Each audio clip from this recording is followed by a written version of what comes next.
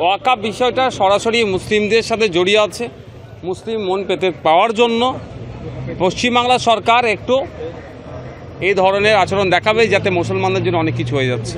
কারণ আমরা ভুলে যাচ্ছি না, পার্লামেন্টে যখন সিএএ বিল পাস করানো হয়েছিল সেই সময় বাইরে ক্যাকাচিচি করলেও ভোটাভুটিতে অংশগ্রহণ করেনি।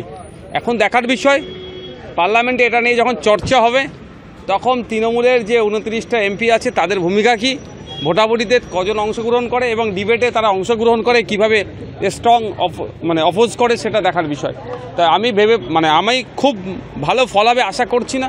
কারণ এই আমাদের বিধানসভাতে আছে নদিয়া জেলায় এমন বিধায়ক, সে ওয়াকফ সম্পত্তি দখল করে রেখেছে। আমাদের বিধানসভাতে আছে হাওড়া জেলার বিধায়ক, তিনি ওয়াকফ সম্পত্তি দখল করে রেখেছেন। এই ধরনের প্রতিটা জেলায় স্পেসিফিক ধরে ধরে বলা যাবে, ইসি নাম্বার দিয়ে বলা যাবে যে এই সম্পত্তিগুলো দখল করেছে।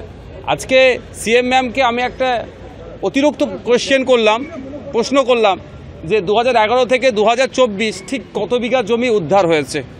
তিনি বেশ কিছু ইসি নাম্বার দিয়ে বললেন, কিন্তু এক্স্যাক্ট ফিগারটা যেটা আশা করেছিলাম সেটা আমি উত্তর পাইনি।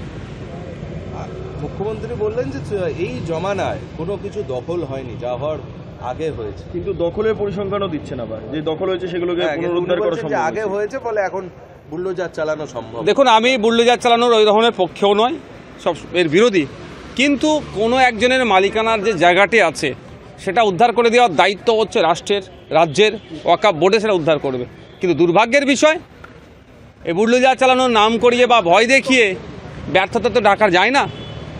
তাহলে জোর গলায় বলতে পারছে না কেন?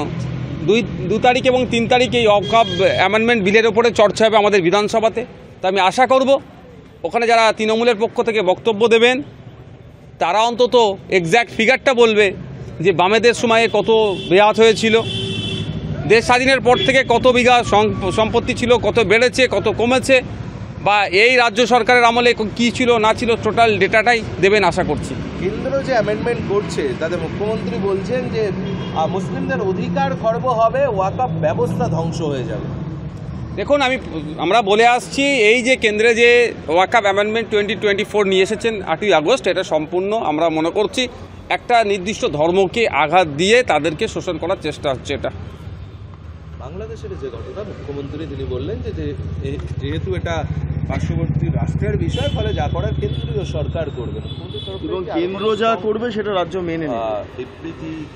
দেখুন, ইউনিয়ন অফ স্টেটস আমরা অবশ্যই যুক্তরাষ্ট্রীয় পরিকাঠামোর সাথে সাথে পররাষ্ট্র নীতি আছে, তার বাইরে আমরা যেতে পারি না, ঠিক কথা, এটা নিয়ম।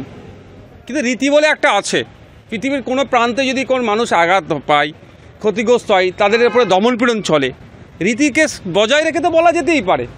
কিন্তু এটা তো আমরা আশা করব যে এটা বলা হোক যখন আমাদের ইলিশের প্রয়োজন হয় বা জামদানি শাড়ির প্রয়োজন হয়, আদান প্রদান যখন হয়, সেক্ষেত্রে আর পররাষ্ট্র নীতিকে আমরা সেইভাবে কতটা মান্যতা দিই বা সেই মোতাবেক না গিয়ে যেগুলো আমরা ডিমান্ড করি, এক্ষেত্রেও বলা যেতে পারে।